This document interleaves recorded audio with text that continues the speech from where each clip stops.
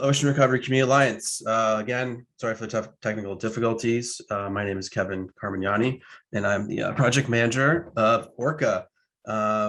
This is a really cool quote that I found while researching this presentation. I've done this before for other conferences, for the Multiple Pathways Conference that CCARP puts on, and also got to present for the Faces and Voices, one of their national recovery conferences in Minnesota in October. And while doing some research on service and putting this together, I came across this quote, which says, "Service is the rent you pay for your space on earth, regardless on how you define your recovery." And that really kind of hit home for me. I'm a person in recovery myself, and the person who posted this didn't know where they got it from, so I can't really give credit to whoever had this.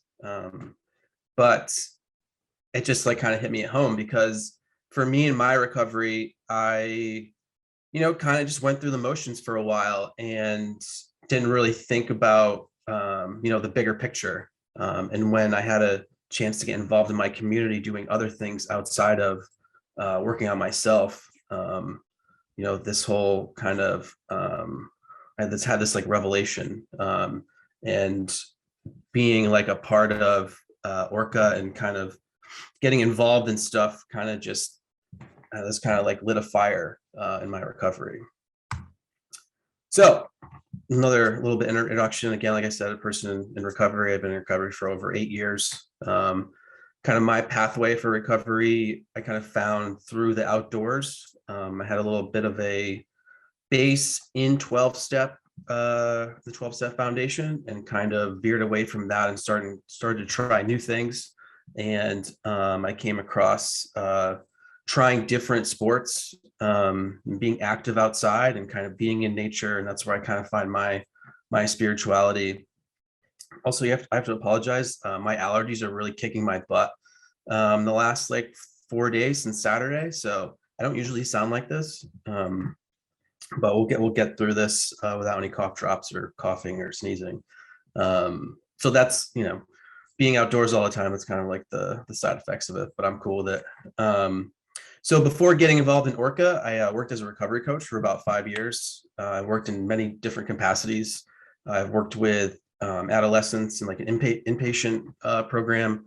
I've worked with people in recovery through being an outdoor guide in the outdoors. I've worked in being a sober companion and sober transports, making sure people got to treatment safely. And I've also worked on a community health team for a hospital. Right now, I grew up in Connecticut, but right now I live in Rhode Island. And Rhode Island kind of has a different way of going about their recovery coaches. So I was a recovery coach on a community health team that had therapists and all that, and I kind of would meet with the recovery first, in the hospital and the ED, and then we would work as a team to help whoever find the resources.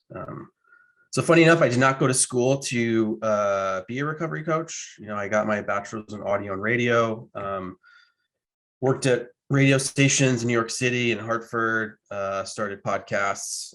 So this is completely opposite from what I got my schooling in, which is okay. And I've come to accept that over time. Sometimes I, beat myself up about it. But through surfing, as you see, there's a couple pictures of me. I got a chance to move to Rhode Island and pursue it instead of driving, because I grew up in Northwest Connecticut. So I would drive 2 hours to sort of get my fix and get in the water and, do what I found that I loved, I was passionate about doing. Now I only get to drive 5 minutes to go to these places that are pictured here. And it also helps when you have, you make friends that are really good photographers. So just a question, I want to put it out to you guys. How would you define service in recovery or not in recovery?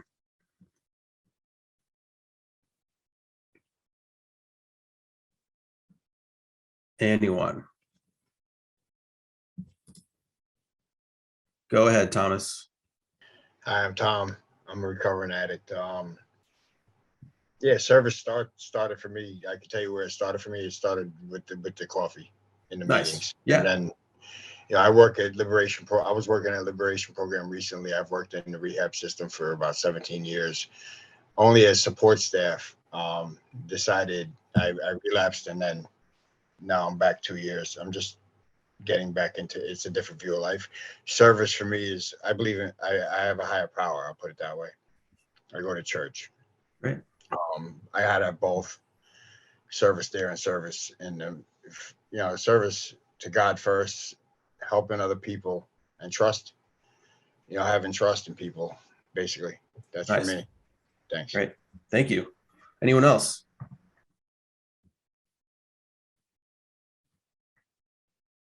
All right. So yeah, the definition is active assistance. The recovery definition is helping out people, a group of people. We just talked about, making coffee. I know when I started out going to meetings and getting involved, I never made coffee before. And someone was like, yeah, you just do this, that, put it in the thing, and then just turn it on. I'm like, wait, slow down. And I just started with the little things where it kind of progressed to, being uncomfortable and greeting people at the door when they came into the meetings, and then chairing meetings and speaking in front of people, in a room of 5 to 50 people and being uncomfortable doing that. And then my favorite part of service when I was involved in the 12th state was going into other, I don't want to say institutions, but other treatment centers, and bringing meetings into there. And I would go with my sponsor and this other gentleman, and we'd go to this treatment center and every Friday. And it was the highlight of my week, going up there, just bringing a meeting and speakers to this place. William White talks about recovery carriers. And that's kind of like just an example of that, like going into and bringing a meeting into the treatment center and, coming under the shared purpose and mission, which I'll talk about, with ORCA and, just having the organic conversations of, being like-minded people in recovery and also caring about the environment with ORCA. It kind of just unites, everyone under one umbrella. Because I feel if, we don't have the environment around us, we're not going to exist as humans, and then we can't really get in recovery ourselves. So why does it matter? Research shows that when people volunteer, they feel good. Like I know when I went to the meetings and, people were like happy to see me and I was happy to see them, I felt good about that. Like I had a really good positive emotional like reaction to that. I kind of rode that high into the next day, like made me want to go back to, my community groups and the meetings. So now we're going to kind of talk about what our environment looks like right now. I don't know where this picture was taken. It could be somewhere in like a third world country, but it doesn't look like this in Connecticut or Rhode Island most of the time. There are places that it looks bad, but not as bad as this. So I don't know if you guys are familiar, have ever heard of the Great Pacific Garbage Patch. It is 4 times the size of Germany, and it sits in the Pacific Ocean. And it just kind of spins out there like, when you guys see in the fall when they predict the hurricanes and you see like the big clouds, like they're going to move up from, Bermuda or off of Florida and come up this way. That's what it kind of looks like. It's just all this plastic and garbage just floating around in the middle of the Pacific, and it just stays right there. And it's very unfortunate. So they found that there's more microplastics, which are little tiny pieces of plastics that are in our ocean than our stars in the Milky Way, which is a pretty alarming statistics. And plastic doesn't just break down, disintegrate into nothing. It's always going to be there. So when it gets smaller and smaller and smaller, it's pretty crazy. And it's been found actually in the human body now. And we just, discard more than 130 million metric tons of plastic each year. So I bet maybe if you look around right now where you're sitting or at home or you're in the center, you might look around and see maybe you might have some of the single-use plastic in your home right now. This is kind of a statistic where these groups right here, they're the top 20 producers of this single waste use plastic. So you wouldn't think that ExxonMobil, right, where you go and get your gas, would make all of this plastic that you would have, say, in a bottle of water or a container that you buy like a to-go thing with when you go to the store or whatever. But they make all the money off of it because plastic, when it comes down to it, is made out of oil.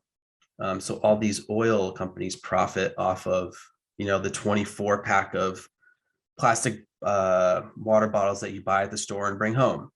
And here's just a list of more of the companies that kind of profit off of it. A lot of them I've never heard of. There are a lot of foreign ones, but the ExxonMobil is the big one. So how do they get all this money to fund all this? Is through the banks. So this is pretty interesting. I didn't know this until doing ORCA, is that where you put your money in the bank, banks don't just hold on to your money. So say if I get $100 I put in the bank, they're just not going to keep that $100 there. They're going to take my money, invest it in something. So these banks invest our money into, the oil companies and into the single use of this plastic. So what I found that is when I put money into like a credit union, they don't go and invest in these big things. So doing all the research for this, just alarming stuff just started coming up. And so maybe this might change the way you bank. It kind of certainly did for me. And it was just kind of like alarming that, like we don't know it as humans, and that we're actually helping this, and not in like a direct way, but also not in an indirect way. All right, now let's talk about ORCA. Enough of the depressing stuff. Let's talk about the good stuff that we've been doing so far in the last almost 3 years. So I'm sure maybe you guys know of Phil Valentine, the executive director of CCAR. He had a vision about the whole idea of ORCA, and it's right here. He says, I'm on a surfboard. It's odd because he's never sat on a surfboard before. And a huge wave crashes onto the shore, and I can't read the rest of this. He's sitting in cold, overcome with deep. The surface is covered with plastic. It's going up against him, and behind him, a whale speaks to him. An orca whale speaks to him and commands the plastic to be removed. And the scene shifts, and he's back on the surfboard, feeling purpose. And he took the idea, and after the vision, he took the idea to the board of directors at CCAR and said, hey, I want to do this project. And they said, sure, make it happen. And this all kind of happened early 2020. And the job went out on the CCAR's website, and this was early March of 2020. So when everything was going down with the coronavirus, I didn't even think this whole project would keep going, because nobody knew what was going on, then let alone start a project that would be cleaning up the beaches. And we made it happen through Zoom and FaceTime.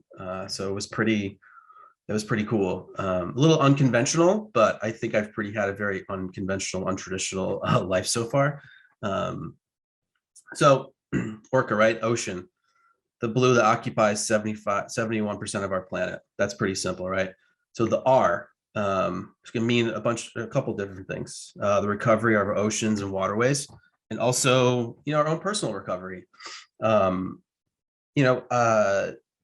People will come up to me at cleanups and say like, oh yeah, like I'm not in recovery from substance misuse issues, but I'm recovering from some other trauma, or, an abusive relationship, or this and that. And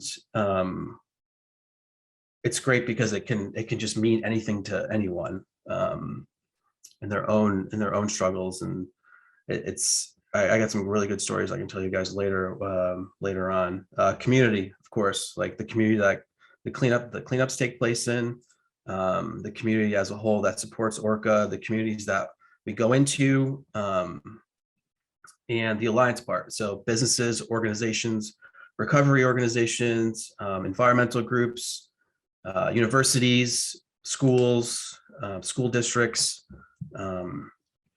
So it has a whole array of things that makes up the ORCA part. A lot of people think that we save the whales, and it's funny because when I have the van at the beach or something, they think ORCA is part of, we go and rescue whales or something, or part of like the Mystic Aquarium, and we team up with the Mystic Aquarium. But it's funny. I'm like, yes, I have a whale in the back of this van right now. You want to see it? But I just, sometimes like try to keep it light. So our mission, we envision a future where our coastlines and oceans are trash free. Our mission focuses on providing opportunities for people to get back in their communities. Building the alliance, like I was talking about, by organizing these cleanups, and bringing like-minded individuals and businesses together to just to keep our environment clean. It's just pretty simple. We do beach cleanups. A lot of organizations do this and that, and environmental organizations do a lot of different stuff, but we just kind of keep it focused on the cleanups.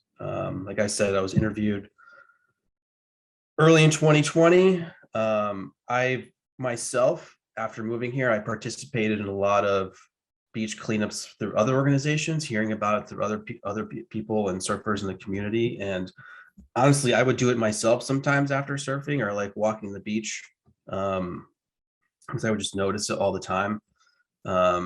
So using those connections that I kind of made, it was easy for me to ask for help and get some advice on how to proceed with the whole project.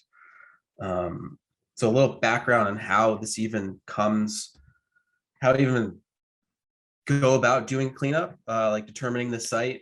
I just, from kind of growing up in Connecticut and then obviously going to different places and spending a lot of time outdoors, and people writing in via Facebook or Instagram, they'll say, hey, like this site might need a good cleanup, or I noticed a spot after a big storm where trash likes to collect.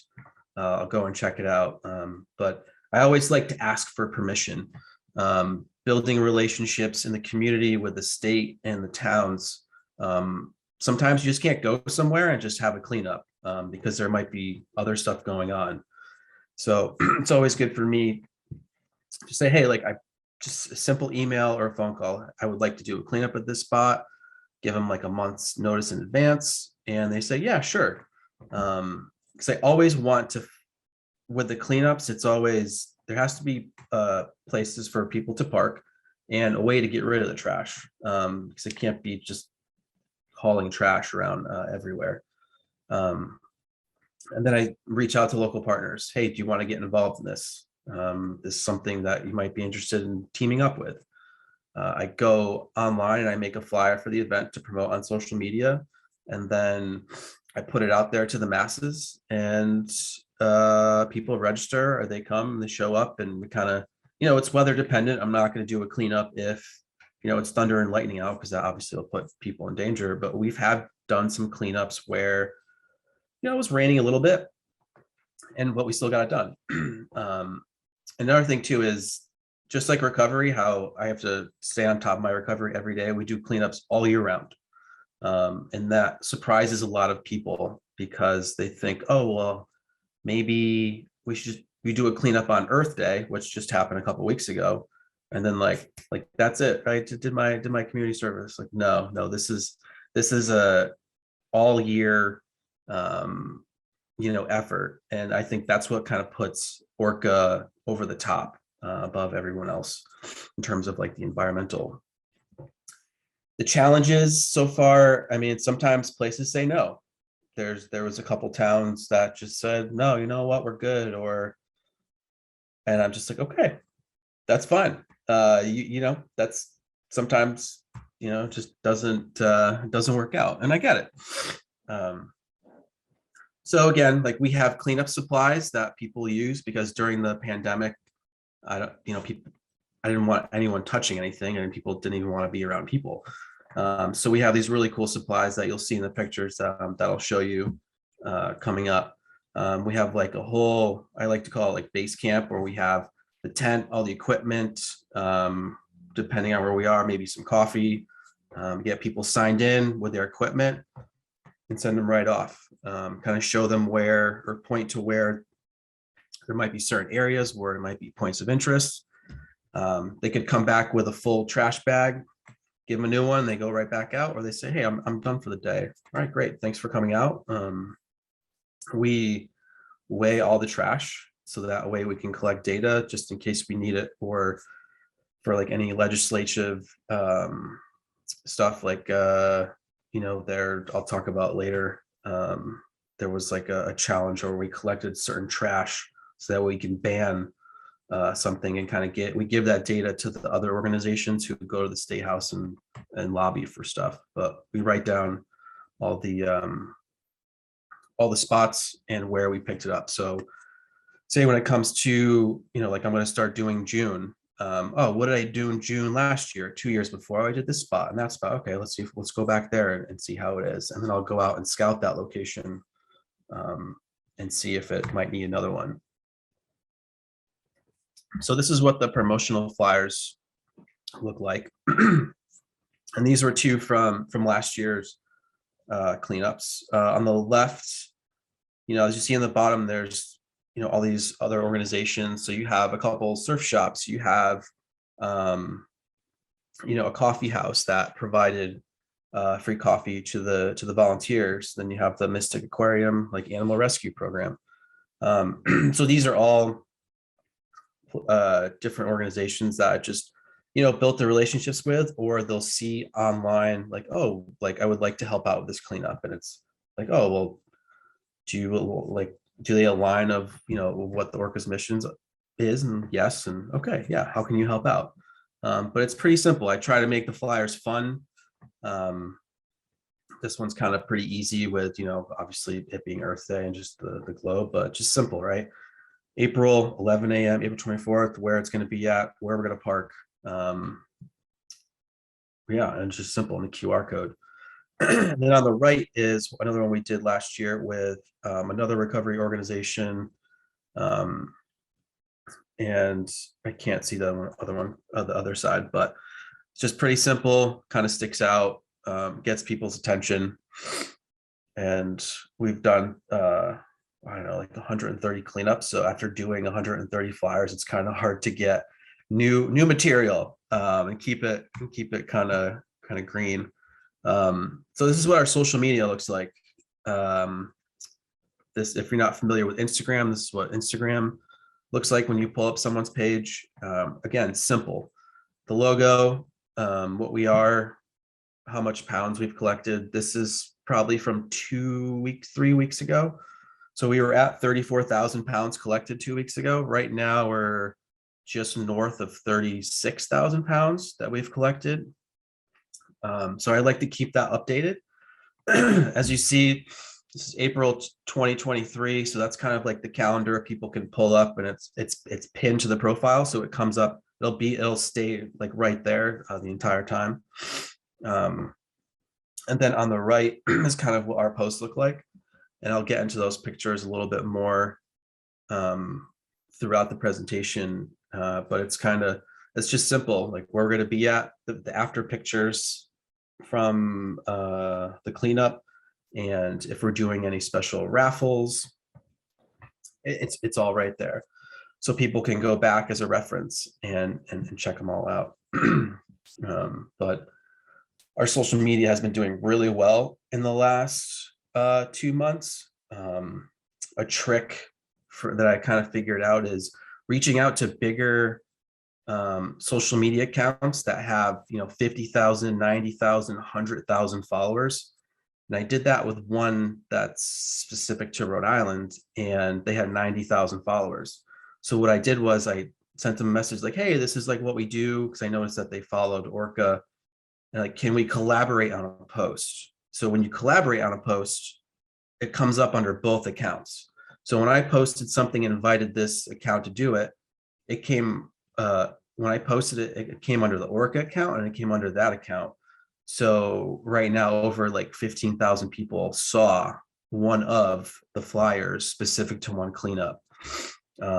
So it's just like the networking and you know, doing the right thing will get this attention. And like the thing is, you like never know, you know, who's going to see these flyers and come out to a cleanup, and then they say, oh, like I like, you know, went under your Linktree page and saw that, you know, you're funded by a recovery community organization. It's like, yeah. And then they kind of start opening up to, you know, like, oh, like my, you know, I've been sober for X amount of time, or my father has, or, you know, family member. And it's amazing. To kind of give you an idea of where we've done cleanups, or where some of them take place. We've gone all the way down to Stamford. We've done a couple in the Bridgeport area. We do a lot in the New Haven area. And just kind of the red shows where we've done maybe 60 to 70% of them. And these arrows kind of indicate where the cleanup places are.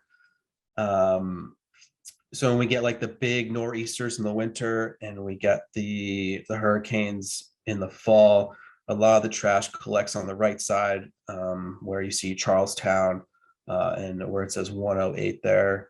That kind of land sticking out all the way on the right is Point Judith, and a lot of stuff collects right there in that area, where we've done cleanups in the 3 cleanups there in the winter, and we've collected over 1,000 pounds at each cleanup.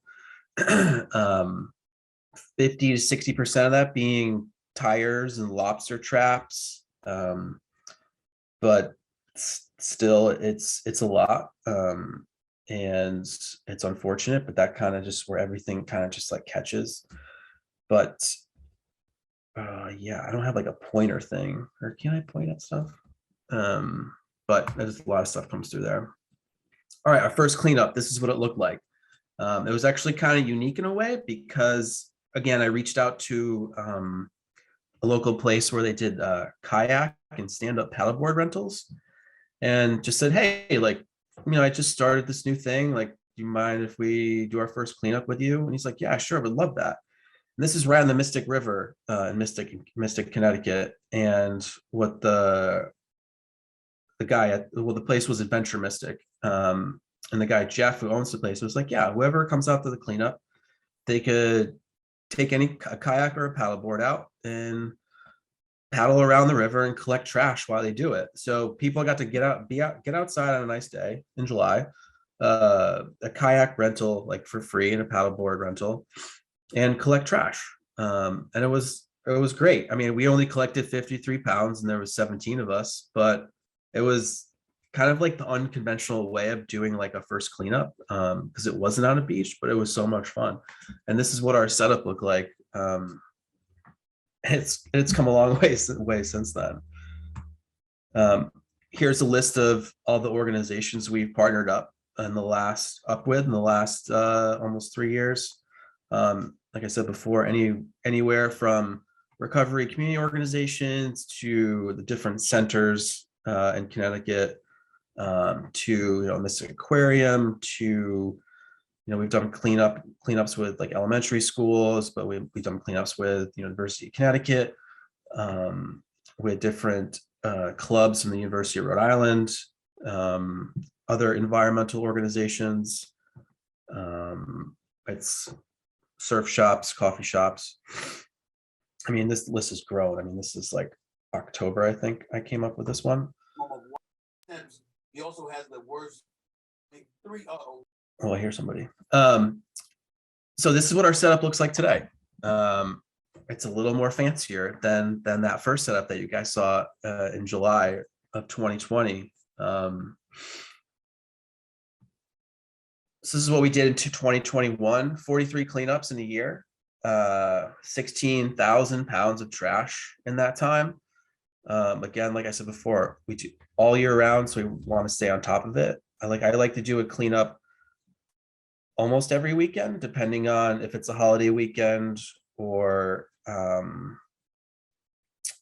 yeah, holiday weekend, or if there's something really big going on. Like I'm not going to do a cleanup on Super Bowl Sunday because I know people really aren't going to be paying attention. They're not going to want to do that. But then again, the weather plays a factor. I'm not going to do a cleanup when there's 4 inches of snow on the ground. Like that's just not going to happen. Here's the stats from last year. So we did 2 extra ones. We didn't collect as much trash, but we still, we're still getting it done. So this is what, the cleanup looks like. These pictures are all from after. So I like to get pictures of people like after they're done cleaning up and just like, because they feel accomplished and they're happy that they did something really great. So this is on the left, I think it's the University of Rhode Island volleyball team that came out and did sort of like, a team building project with getting out there and cleaning up. And I think on the right is one of the fraternities from the University of Rhode Island that came out. This cleanup had, I think, 120 people showed up to this one. And it was like 41 degrees out and windy. So it was not the most pleasant to be picking up garbage on the beach, but people wanted to get outside and do their part. So now I just want to show you guys like a video that we did in January, kind of talking a little bit about ORCA, and yeah, here it is.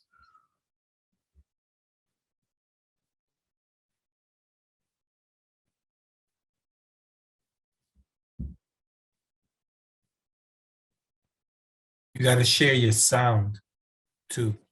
Okay. Play it back, and when you share, click on the left bottom side. It says share sound. Left bottom side. Yeah, when you might have to stop sharing and then share again, because then it's going to ask you on the left bottom side to share sound. All right. We could probably skip this for now. Sure. Yeah. Because you guys are listening to me talk about it anyways, and I'm pretty much talking about it in the video. But there's some cool stuff. Okay, let's not. Let's go to the next one. Okay.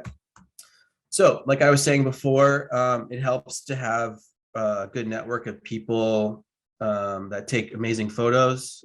This is a photo done by one of our volunteers who I became friends with, who is a professional photographer. He is one of the photographers for the New England Patriots. So he has more Super Bowl rings than a lot of NFL players. But people will come out and do like these services for free, and be like, yeah, just as long as you give me credit for the photos, and that's it. So we use these for marketing and promotion. I think this is a great shot because it's just, right on the beach, see the sand, picking up trash. The lighthouse in the background. Like I said before, we use like different things to pick up the trash, and she's holding like this grabber that we use, and he has this like bag unit that I'll talk about a little bit later. But we make it really easy for people where the grabbers, you don't have to touch anything. So even if you can still wear gloves, but it's just super simple. We get a lot of families that come out to the cleanups, and the kids absolutely love using those things. Yeah, they'll probably like horse around with them or whatever, but they're still getting out there and like picking stuff up. So it's like ingraining almost like in the children that helping out the beach and the environment is such an important thing. And I like that guy's shirt too. It says shoot tubes, not people. And tubes is like a surfing term. Here's a bunch of people that pulled up this tire that probably weighs 200 pounds. Teamwork. And this is obviously during the winter, everyone has like winter coats on, and they're just really happy to be out there and be outside, and that feeling of accomplishment. And obviously the masks, because it's still probably 2020 in that picture.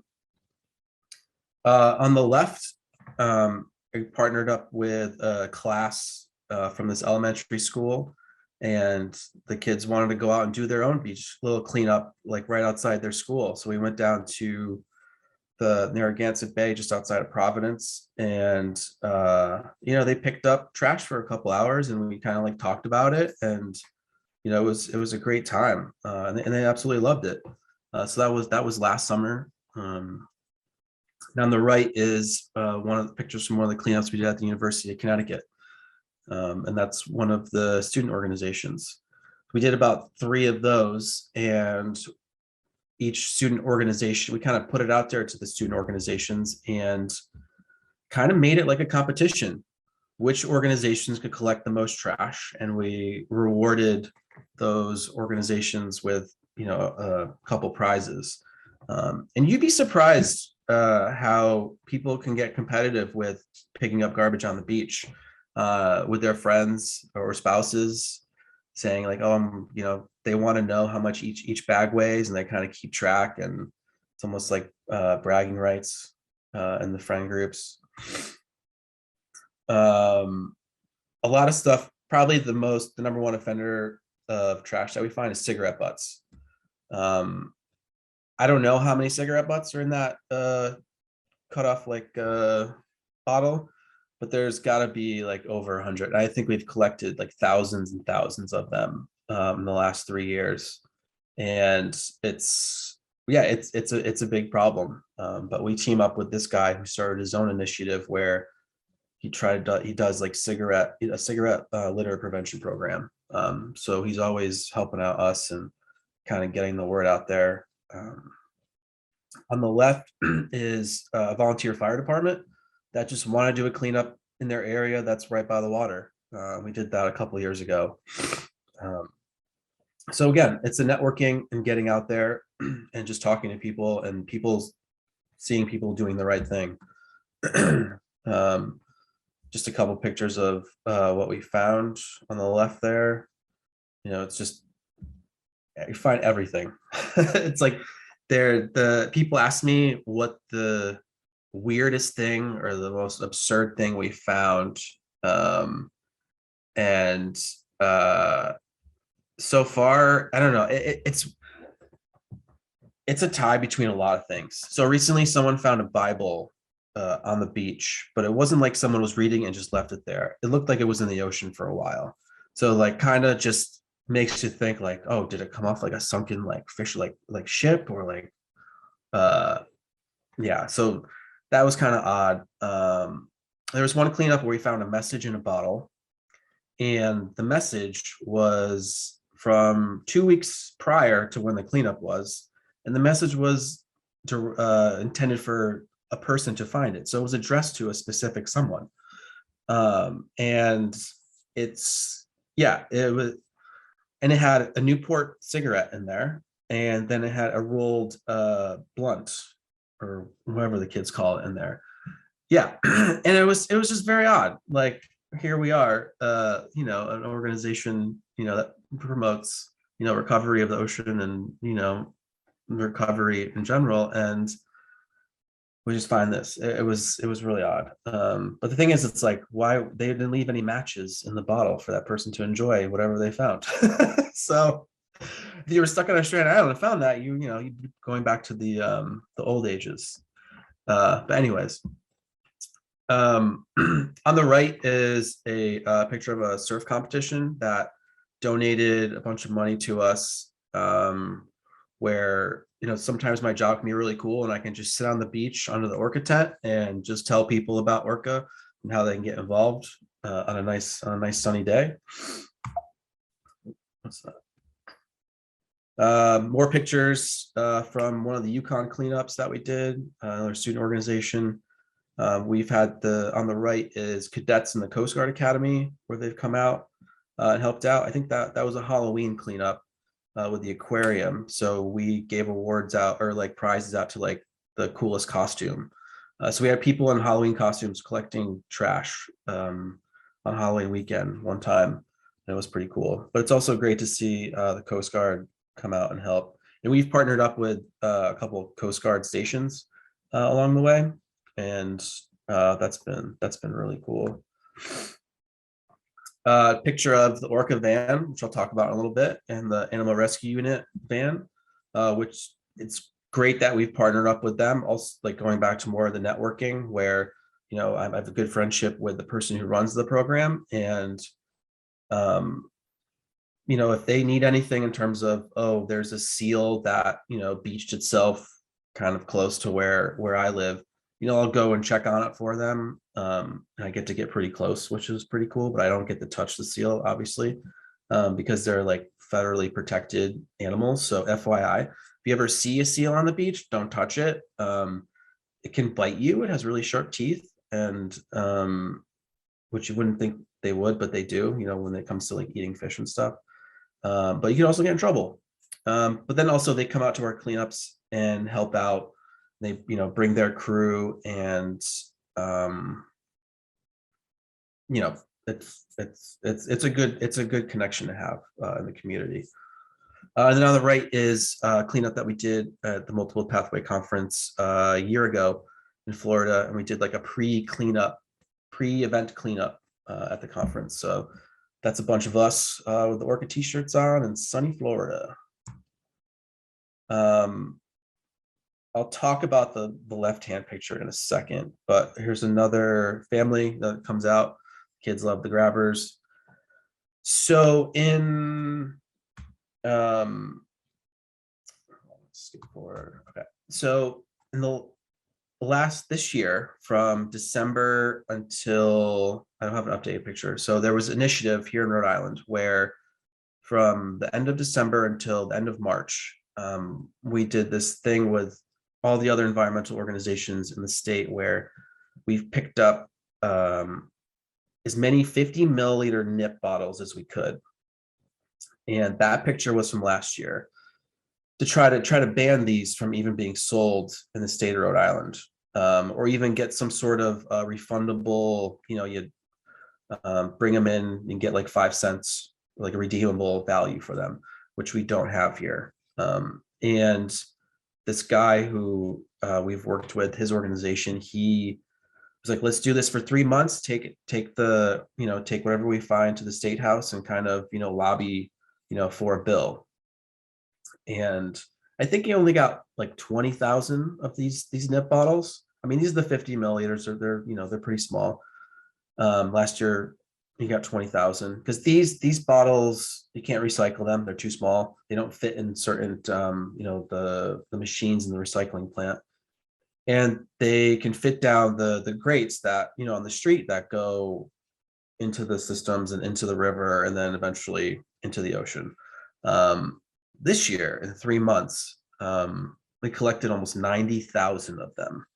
And I can't believe I don't have an updated picture on here, but it was incredible. He had two boats that were fully covered with these nips. You couldn't even see that there were two 12-foot boats under all these under all these nips.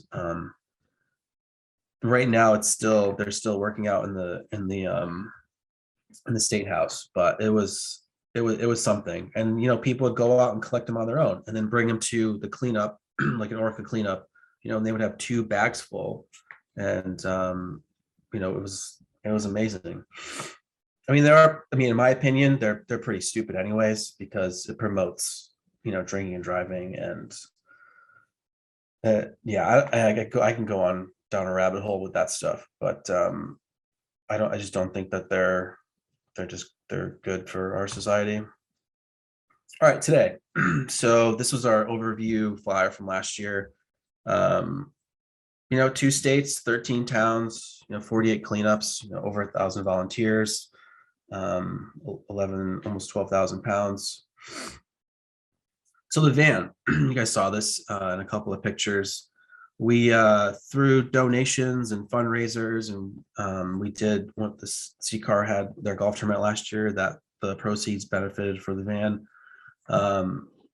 We got this thing where we can put all that equipment in that I showed you, and bring it to our cleanups, and get it all done. And it's a great way to promote what we're doing. It's amazing marketing. Again, this is why people think that there's some sort of sea life in the back, because they see the whale tail and they see the the name. But this thing has been such a gift for the cleanups. In the beginning, I was putting everything in a Subaru Impreza wagon, and it all fit. And I was very impressed with myself with that. So the future, again, more consistency. We have a new membership that we just rolled out, and this other project that we're doing called Project Sandpiper, which I'll talk about. So recently, we just got a grant from this company called Athletic Brewing. Now, when you read that, you're like, oh, well, that's beer, so that doesn't really, make any sense. But it's a non-alcoholic beer company that's actually out of Stratford, Connecticut, and they give away $2.5 million this year to all environmental programs across the country. And we were selected to be one of those grant recipients this year, which is amazing because there aren't any grant recipients in our area in Connecticut and Rhode Island. So with that money, we are going to be getting this thing right here. Now, a friend of mine, we came up with this idea because what you saw with other garbage things, it was all plastic, right? We talked about the single-use plastic in the beginning, where it's not good at all. So we came up with this. The green part that goes around is an aluminum ring, and then the bag is made out of recycled plastic. So it's a mesh bag that can hold all this garbage. Because with the plastic bags, you can put a lot of stuff in it. If you've been to one of the cleanups and you're on this, you know that once it gets heavy, the plastic just breaks and everything just falls out the bottom. And it just, you have to clean up that stuff again. This stuff is great. It's durable. I mean, it's holding up. You can see how many plastic bottles in there. And yeah, so we got money to get 50 of these. And, like doing stuff like this just gives us kind of more street cred in the environmental world, even though we're so small, but we hope to, roll these out and, sell them and kind of put money back into ORCA by putting this out. And there's no one out there that's doing something like this. I mean, there's other variations that aren't good as this. So it's very exciting that the Athletic was like, hey, yeah, sure, let's do this.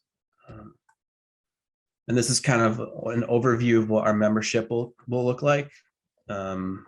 You get a cool T-shirt that we have that's just for our Alliance members. This T-shirt I'm wearing right here, it's one of them.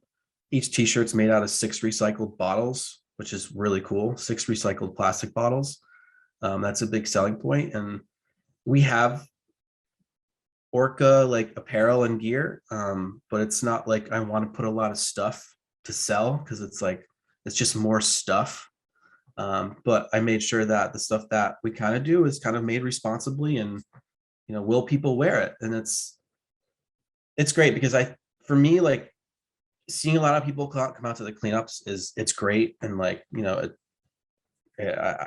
love it a lot. But what really is the flattering part is when I'm out and about and I see an ORCA sticker on a car, or I'm at the beach and I see someone walking by wearing an ORCA shirt, and I'm like, yes, I'm like, this is amazing. And that's just it just fills the heart up. But this is just kind of an overview of how we want to get membership started, so we can become self-supporting and hopefully bring on more people to help me with the project. So if you are interested, you should let me know. So if you guys have your phones with you, take them out. You could scan this code. I'm going to leave this up, and this will bring you to, I'll do it with you. So this will bring you to our page where you can follow our social media and see all the events that are coming up. So if you do that, you'll see that there was the 2 that I just had on the 5th or the 6th and the 7th, and then the 2 events coming up. So the next event is this weekend. in New Haven at East Shore Park.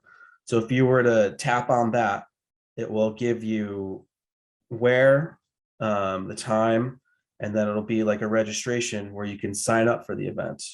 So this kind of gives you an idea of kind of like how it works. And as you see, if you go back, there's an event on 521 in Squamicut, in Wesley, Rhode Island. And then it shows you where you can find our Instagram and our Facebook. Try to bring up the chat.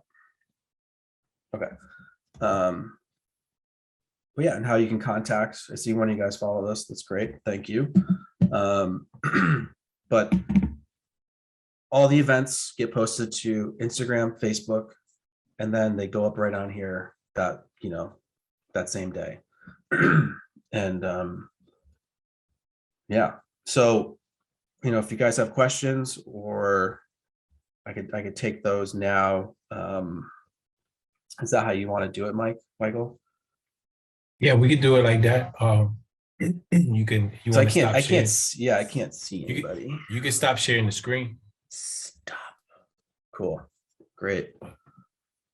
So I think Thomas has his hand up. Again. Yeah, no, that's cool. Listen, I got a question for you. Yeah. I'm looking to get this year, be a registered recovery coach. What do I got to do from this point? Call CCAR and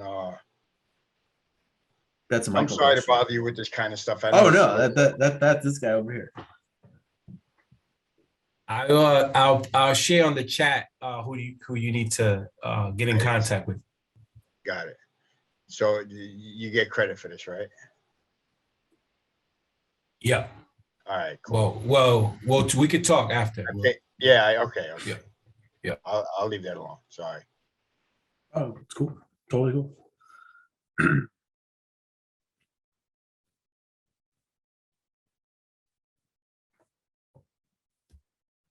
see. Was there stuff? I know I saw people were writing in the chat as I was speaking. I don't know if there's any questions in there. Yeah. Any questions? Raise your hands or use you could the just chat function. Yeah. New Haven.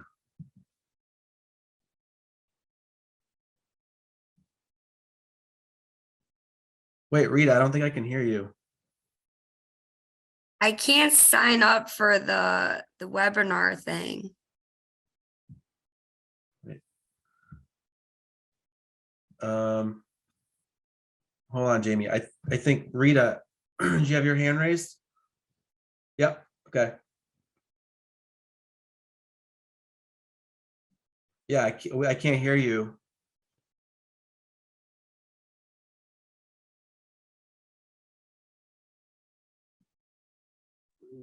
Kev, can you hear me? Yeah, there we go. Sweet. Okay, awesome. Hey, I just wanted to say I couldn't be prouder of the work you're doing through ORCA. It's Oh, something thank you. near and dear to my heart. I've seen it from the get-go. Kevin has really worked hard these past couple of years. The work that he's doing and ORCA is doing is just amazing. Not only is it cleaning up our environments, Kev, but you're showing that people in recovery can give back and become productive citizens, I'm looking forward to connecting with you so we can do something down here with the New Haven Center. Yes. But I strongly encourage anyone, get involved with this. It's great. It's a great way to get out on a Saturday morning and feel like you're doing something bigger than yourself. And it's a great way to start your weekend off to feel like you made a difference for someone. So put me in for how do I do a membership, Kev? And also I want to buy 2 of those grabbers. So let me know how I can do that. Okay. Yeah, I will. Yeah, and thank you, Rita, for coming out and supporting. I know Rita is definitely one of our volunteers that have come out, and she's filled up 3-4 trash bags and kept going out, blood, sweat, and tears. Volunteers that get a little bit competitive is what he's trying to say there. Yeah, sometimes, yes, but that's good though. We have one other question here from Judy. You might have to speak up, Judy. If there was a beach cleanup, say in Rhode Island, would there be transportation provided? No, you would have to get there yourself. We don't have the means to do that currently. That is a really good question. Thank you. Someone asked me about the ORCA membership, or I don't know if that's for the webinar. Yeah, that's Uh, for the webinar. So Jamie, I just shared the link for the membership webinar. But I had a question for you, Kevin. Yes, Michael. So those bags, those mesh bags, are those for sale, or those bags Not- that you're gonna just have for the cleanup? So the mesh bags aren't for sale yet. So you guys are kind of figured, I'm showing this all to you before everyone kind of really knows about it. Those are being made right now, actually. So that oh, excuse me, yeah, that's happening. That's happening right now. So it's pretty exciting. Yeah, they look real. They design real nice too. Yeah, Like I'm just picturing that you could be on like a kayak and just drag it in the water. I mean, you could drag it in the water, but I think people put it like in front and then kind of grab and then put it in. Yeah. Because sometimes the smaller stuff kind of gets through that Gets bag. through it. Yeah. But yeah, it's really exciting. It's because so I just want to say this to everyone, like there's no other like environmental organization or like a recovery organization that's doing an environmental project like this anywhere. And when I went to Minnesota and I talked about it, people just they almost like couldn't put two and two together when I was talking about it at the National Recovery Conference over there, or even at MPRC. It kind of caught them off guard. And then when I talk about it in other environmental organizations, like on the state level or the regional level, they're like, "Oh wow, this is great." Yeah. So it's definitely something ahead of its time. So thank you, Phil. Yeah. So there's two questions. First, Jamie had can you volunteer online for ORCA? Online. Yes, you can. So if you follow us on the social media, if you have social media, so when you share things, or share our events, share our calendar, I think sharing with your friends and be like, hey, check this out, or sharing it to the people who follow you on social media, that's sort of volunteering in itself because you're getting the word out there. So that would be greatly appreciated if you can't make it to an actual, the cleanup itself. Yeah. And then another question. Amy Yes. has a question. She says, do you have the link for the ORCA membership available? So see if you can. I can give you a link. Yes. You can share the link on the chat too. So she Okay. can grab So actually, Amy, if you can, why does it say direct message? So the email is orca@ccar.us. Send me an email and I could send you the information about the membership, if that works.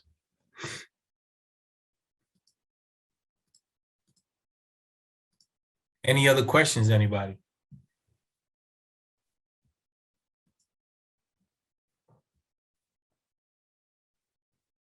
Great. Great. Thank you, Kevin. This has Of been course. good. My pleasure. I got